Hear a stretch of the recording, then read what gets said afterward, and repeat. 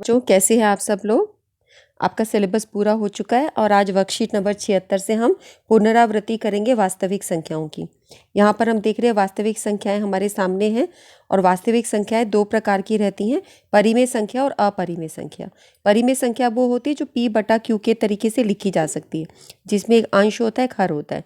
अपरिमेय संख्या को अंश और हर यानी P बटा Q के तरीके से नहीं लिख सकते, तो x को हम P बटा Q के फॉर्म में नहीं लिख सकते। ये आपकी होती है अपरिमेय संख्या। परिमेय संख्या दो प्रकार की रहेंगी। जब इनका दशमलव प्रसार हम देखेंगे तो शांत होता है, वो तब होता है जब नीचे वाली जो संख्या रहती है Q हर, अगर वो 2 के घात और 5 के घात के रूप में होता है, यानी इसको दो अभाज्य संख्याएं 2 और 5 के घात के रूप में दिखाया जा सकता है। तो आप देख रहे हो ये संख्या जैसे है, इसको अगर हम पूरा हल करते हैं तो इस तरीके से आ रहा है, तो इसका दशमलव शांत हो रहा है, ख़त्म हो रहा है, ये बढ़ नहीं रहा ना आगे। लेकिन ऐसा अगर Q जो आपकी नीचे वाली जो संख्या है हर, यानी Q जो नीचे है वो हर है, अगर वो 2 की पावर n और 5 की पावर m यानी 2 और 5 के गुणनखंडों के रूप में नहीं दिखाया जा सकता, तो वो उसका जो दशमलव प्रसार रहेगा वो अशांत रहेगा, यानी कभी ख़त्म नहीं होगा, बढ़ता रहेगा और आवर्ती रहेगा। आवर्ती यानी रिपीट होता रहेगा। तो जैसे आप इस संख्या को यहाँ देख रहे हो, ये 2 और 5 की संख्याओं के अलावा 7 की संख्या भी है जिसको हल नहीं किया जा सकता, तो नीचे हर में 2 और 5 के अलावा 7 भी है। तो इसका दशमलव प्रसार 1 2 3 4 5 6 7 8 ये संख्या बार बार आती है और यही संख्या रिपीट भी होती है। तो इसलिए हम कह रहे हैं कि अशांत है, क्योंकि दशमलव प्रसार खत्म नहीं होता पूरा फुल तरीके से, ये इसको भाग नहीं करता और रिपीट होता है, तो हम इसको बोलते हैं आवर्ती। लेकिन अपरिमेय संख्या वो संख्या होती है जो अशांत होती है, यानी कभी इसी की तरह अशांत होती है पर अनावृत्ति होती है, यानी कि वो एक खास तरीके से रिपीट नहीं होती। जैसे यहाँ पे देखो, इसमें कोई खास तरीके से नंबर नहीं चल रहा, 201 2001 2000 इस प्रकार से ये संख्या चल रही है। सो ये जो है ये आपका एक खास पैटर्न में रिपीट नहीं हो। सो यहाँ पर आप देख रहे हो किसी खास पैटर्न में बच्चों रिपीट नहीं कर रहा। सो जो रिपीट भी ना करे और जो फिनिश भी ना हो, अशांत यानी ख़त्म भी ना हो, अनावृत्ति यानी जो रिपीट भी ना करे, वो आपकी अपरिमेय संख्या होती है। यानी कि आप किसी के दशमलव प्रसार को देख के बता सकते हो कि ये परिमेय संख्या है या अपरिमेय संख्या है। इसके हम प्रश्न करेंगे आगे कि अगर किसी का दशमलव प्रसार इस तरह का होगा, शांत हो जाए तो परिमेय संख्या होगी, और अशांत हो रहा है तो अगर रिपीट हो रहा है तो परिमेय होगी, और रिपीट नहीं कर रहा तो वो अपरिमेय होगी। ठीक है। अंकगणित के आधारभूत प्रमेय के हमने कुछ गुणधर्म सीखे हैं। जैसे भाज्य संख्या कोई भी है वो अभाज्य संख्याओं के गुणनफल के रूप में होती है। इसको आप आराम से समझते हो। देखो ये तुम्हें लाइन थोड़ी पढ़ने में ऐसे लग रही हो कि देखो अभी देखो 24 को हम लिख सकते हैं 4 6 24, और 4 के गुणनखंड आप आगे देखेंगे तो 2 गुना 2, और 6 को लिखेंगे तो 2 गुना 3। तो आप देख रहे हैं 2 गुना 2 गुना 2 गुना 3, तो 2 ये सारी क्या संख्याएं हैं, ये हमारी अभाज्य संख्या है और ये भी अभाज्य संख्या है। तो हमने भाज्य संख्या को अभाज्य संख्या के गुणनफल के रूप में दिखा दिया। यही बात हो रही है ना। इसको आप कक्षा 5 से करते आ रहे हो। अभाज्य गुणनखंड अद्वितीय होता है, ये अद्वितीय है, ये इसी तरीके से बन सकता है। आप इनको क्रम पर अगर ध्यान नहीं दोगे, ऐसा हो सकता है 3 2 आगे पीछे हो सकते हैं, आप 3 गुना 2 गुना 2 गुना 2 लिख सकते हो, इससे इस पर कोई फर्क नहीं पड़ता, लेकिन ये अद्वितीय होता है। अच्छा, HCF और LCM हमने पढ़ा था कि HCF संख्याएं वो होती हैं जब हम किसी का HCF निकालते हैं तो वो संख्याओं के प्रत्येक उभयनिष्ठ अभाज्य गुणनखंड को आप उनके अभाज्य गुणनखंड निकाल लेते हो। उसके बाद जो अभिनिष्ठ गुणनखंड होते हैं उनको हम क्या करते हैं, उसकी सबसे छोटी घात का गुणनफल लेते हैं। और जब हमें LCM निकालना होता है तो प्रत्येक अभाज्य संख्या का सबसे बड़ी घात लेते हैं। ये नोट करो आप, सबसे बड़ी घात LCM में, HCF में सबसे छोटी घात, इसको नोट करो। और यहाँ पे उभयनिष्ठ लिया जाता है, यहाँ पे हर एक लिया जाता है, प्रत्येक, इसको नोट करके रखो। यहाँ पे उभयनिष्ठ लेते हैं और यहाँ पे प्रत्येक, हर एक को लेते हैं और सबसे बड़ी घात लेते हैं। HCF गुना LCM आपका A गुना B होता है, ये हमारा फॉर्मूला रहता है। पहला प्रश्न देखिए, कितने दशमलव स्थान के पश्चात इसका दशमलव प्रसार शांत होगा। दूसरा क्वेश्चन है, अभाज्य गुणनखंड विधि का प्रयोग करके इन दोनों का HCF और LCM निकालें, इन दोनों संख्याओं का, फिर सिद्ध करें कि √2 एक अपरिमेय संख्या है। चौथा प्रश्न है कि बिना विभाजन के, आपको इसको डिवाइड नहीं करना है, बिना डिवाइड किए आपको पता लगाना है इनका दशमलव प्रसार शांत रहेगा कि अशांत आवर्ती रहेगा। तो इसके लिए हम यहाँ पर देखेंगे कि अगर कोई संख्या हमारी इस तरीके से आ जाती है, 2 की पावर जो शांत होता है वो शांत होने का आप सिर्फ एक हर को देख के पता लगा सकते हो। जैसे ये जो परिमेय संख्या है इसको P बटा Q के फॉर्म में हम लिख रहे हैं, अगर नीचे वाला जो नंबर है हर, अगर उसको 2 की पावर और 5 की पावर्स में दिखाए जा सके, 2 की घात और 5 की घातों में दिखाए जा सके तो शांत रहेगा। अगर नहीं दिखाया जा सकता 2 के और 5 के घात के रूप में तो वो अशांत आवर्ती रहेगा। ठीक है, सो हम इनके नीचे के हर के गुणनखंड करेंगे और फिर देखेंगे अगर 2 और 5 के फैक्टर्स में 2 और 5 के गुणनखंड के रूप में आ रहा है, उनकी घातों में दिखाया जा रहा है तो ये शांत होगा, अदरवाइज ये अशांत आवर्ती होगा। ठीक है, पांचवा प्रश्न है कि इनके दशमलव प्रसार के लिए सही विकल्प पर चिन्ह लगाएं। इसको हम अभी कर लेते हैं यहीं पर। जैसे ये देखो, ये कैसा लग रहा है आपको, ये फिनिश हो गया ना, आगे नहीं चल रहा तो ये शांत हो गया। शांत होने वाली संख्या क्या होती है? परिमेय। ठीक है, परिमेय संख्या हमारी शांत होती है, शांत आवर्ती होती है। यहाँ पर देखिए, ये संख्या हमारी बार बार रिपीट हो रही है, लेकिन अलग तरीके से रिपीट हो रही, चलती जा रही है, लेकिन यहाँ पे 110 11001, तो कोई खास पैटर्न नहीं है। सो इसको हम बोलेंगे कि ये अपरिमेय संख्या है। ठीक है, सो इसका जो दूसरा रहेगा ये अपरिमेय संख्या हो गया। ओके, हमारी जो परिमेय संख्या होती है वो किस तरीके से होती है? उसमें रिपीट करता है यानी शांत हो जाता है, या अशांत होता है तो रिपीट करता है, आवर्ती करता है। और जो अपरिमेय संख्या होती है उसमें अशांत होता है लेकिन रिपीट नहीं करता, अनावृत्ति करता है। बस यही फर्क है। ठीक है, अब हम पहले, दूसरे, तीसरे, चौथे प्रश्न लेते हैं। पांचवा हमने यहीं पे कर दिया। ये संख्या आपकी अपरिमेय संख्या है। आपके लिए कोविड संदेश है कि अपने हाथों को साबुन पानी से नियमित तौर पे धोइए। पहला प्रश्न देखिए बच्चों, उनका दशमलव प्रसार क्या होगा? ये संख्या हमने यहाँ पे लिख दी है और अब इस संख्या को हम देखते हैं। अगर हम इसका हर नीचे वाली संख्या देखें तो 2 और 5 के गुणनखंड के रूप में हम इसको दिखा रहे हैं। ये इस तरीके से हम दिखा रहे हैं, तो 2 और 5 ही आ रहा है, तो इसका क्या होगा? ये दशमलव प्रसार शांत होगा एक तो। ठीक है, अब क्वेश्चन ये है कि कितने दशमलव स्थान के बाद होगा। तो आप ये देखो, 5 की पावर 2 है, की पावर 3 है, 2 की घात, तो 5 की घात 3 कब होगी? जब इसको हम एक और 5 से गुना कर दें, तो हम नीचे 5 से गुना करेंगे। अब मैथ्स में रूल होता है, अगर आप हर को 5 से गुना कर रहे हो तो अंश को भी करना पड़ेगा, ये भी आपको करना पड़ेगा।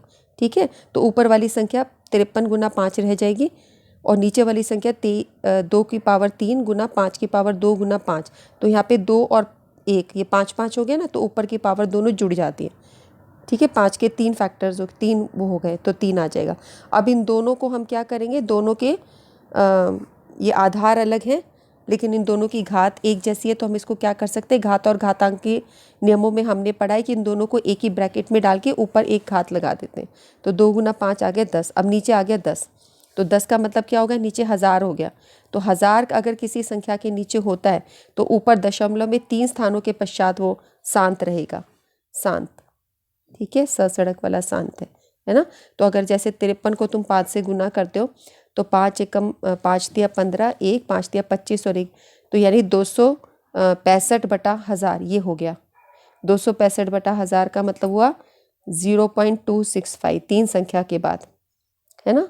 तो हमें सिर्फ इसको हल नहीं करके दिखाना, हमें सिर्फ ये बताने कितने के बाद शांत होगा। तो आप इसको देख के मेंटली भी ये क्वेश्चन कर सकते हो। मैंने इसको आपको पूरा एक्सप्लेन करके दिखाया कि दोनों की पावर एक जैसा बनानी होती है और फिर दशमलव ये 10 के उसमें आ जाता है, तो आप बता सकते हो कितने स्थान के बाद होगा। अगला प्रश्न देखो, HCF LCM निकालना है।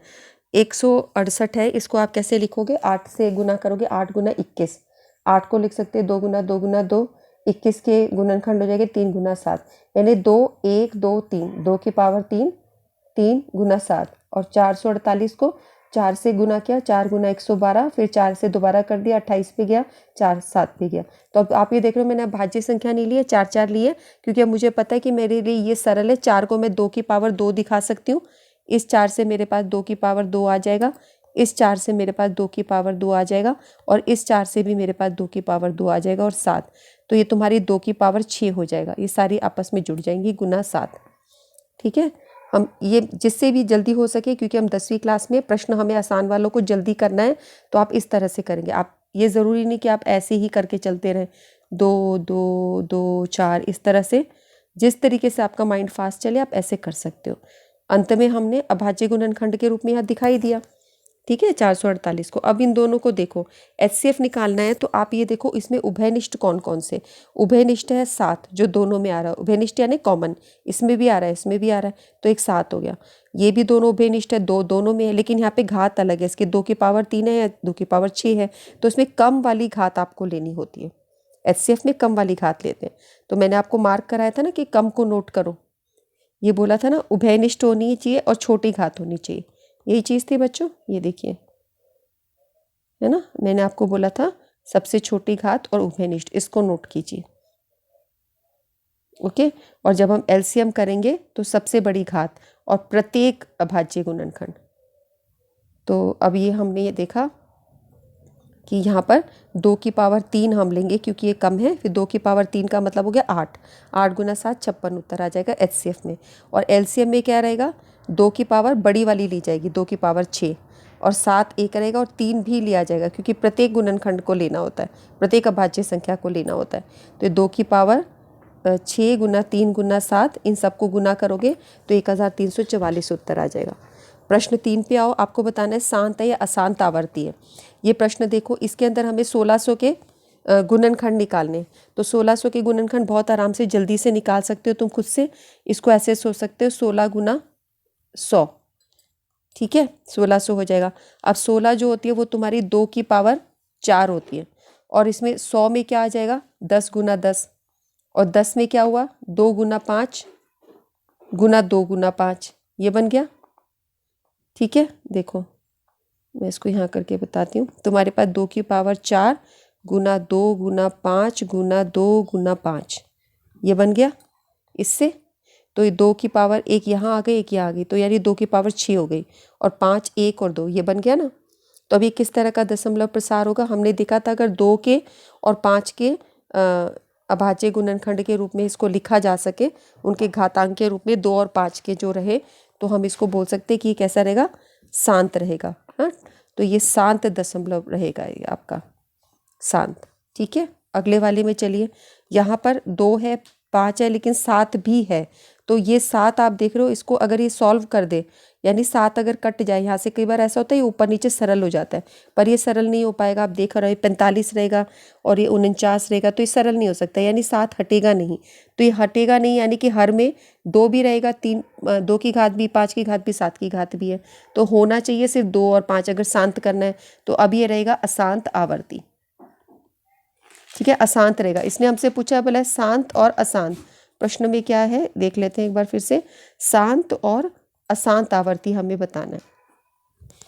ठीक है, सो ये अशांत आवर्ती इसका आंसर हो जाएगा। नेक्स्ट वाले को देखिए, नेक्स्ट वाले में है 23/2 की पावर 3 गुना 5 की पावर 2। तो अब यहाँ पे 2 और 5 है, यानी 2 और 5 के अभाज्य गुणनखंड के रूप में, घातांक के रूप में, तो ये तुम्हारे शांत हो जाएगा। तो इन क्वेश्चंस को हम कैसे करेंगे, सिर्फ आप नीचे वाला नंबर देखोगे, 2 की पावर्स और 5 की पावर्स होनी चाहिए, उसके अलावा कोई भी नंबर है तो देखो उसको सॉल्व करके देखो, अगर वो कट जाता है, वो हट जाता है, तो वो इस तरीके से बन जाएगा, शांत रहेगा। और अगर वो नहीं हट पाता, यानी और सरल नहीं हो पाता, कई बार वो अंश के साथ सॉल्व हो जाता है।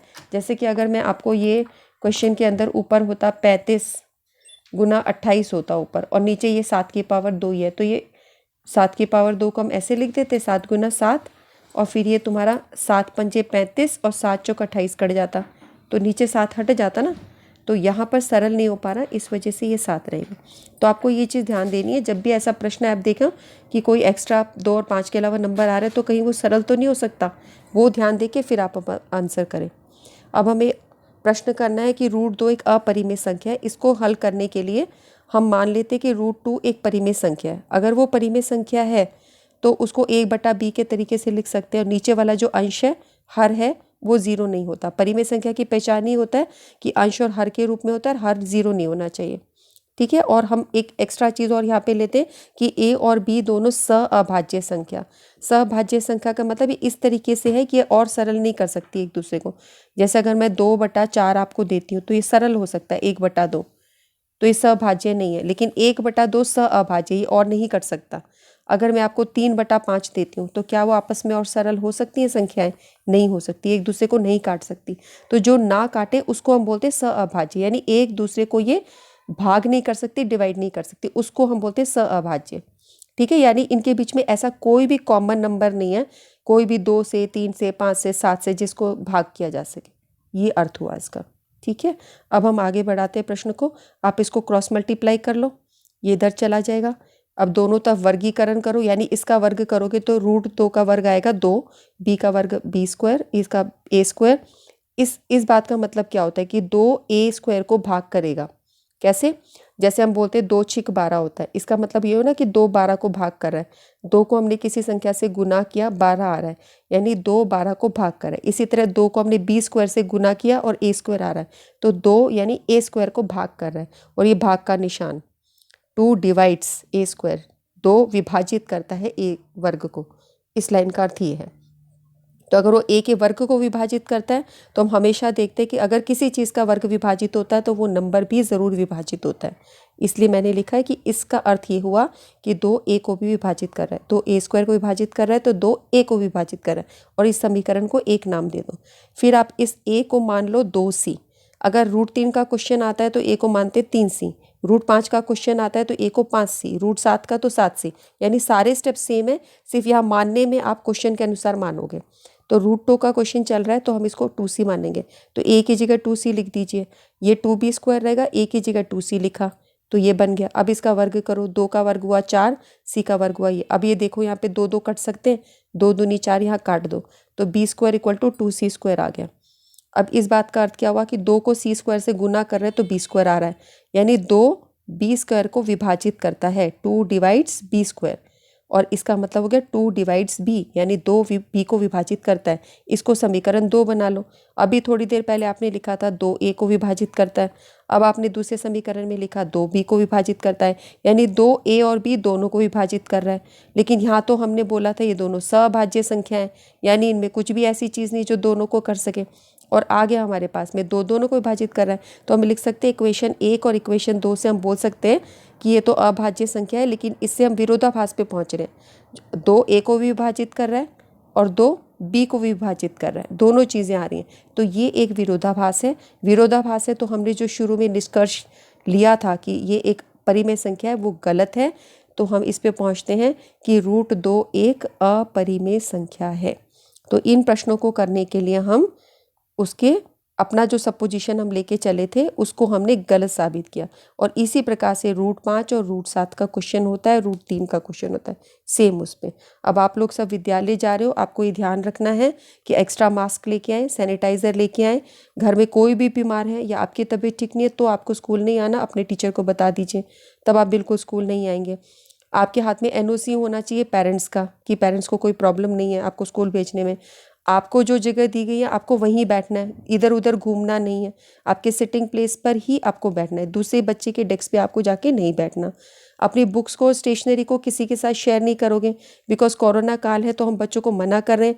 पहले हम आपको बोलते थे कि बुक्स को शेयर कीजिए, स्टेशनरी को शेयर कीजिए अगर कोई बच्चा नहीं लेके आए, लेकिन अब आपको ऐसा नहीं करना, आपको अपना अपना सामान लेके आना है। उसके बाद अगर आप ठीक हो तो घर पर नहीं बैठना, स्कूल ज़रूर आना है, बिकॉज आपकी टीचर स्कूल आ रही हैं, आपको सोशल डिस्टेंसिंग से बिठाया जा रहा है, तो आप स्कूल ज़रूर आएंगे और अपनी पढ़ाई करेंगे। आपके पास कुछ ही समय में है, बोर्ड एग्ज़ाम की डेटशीट आपकी हो चुकी है, एग्ज़ाम आपके अनाउंस हो चुके हैं कि मई के महीने में एग्ज़ाम होंगे, प्री बोर्ड्स भी आपके फरवरी में, मार्च में हो रहे हैं। आप ज़रूर स्कूल आएंगे और अपनी पढ़ाई करेंगे। इस सारे प्रोग्राम को आप सक्सेसफुल कीजिए, खुश रहिए और पढ़ते रहिए।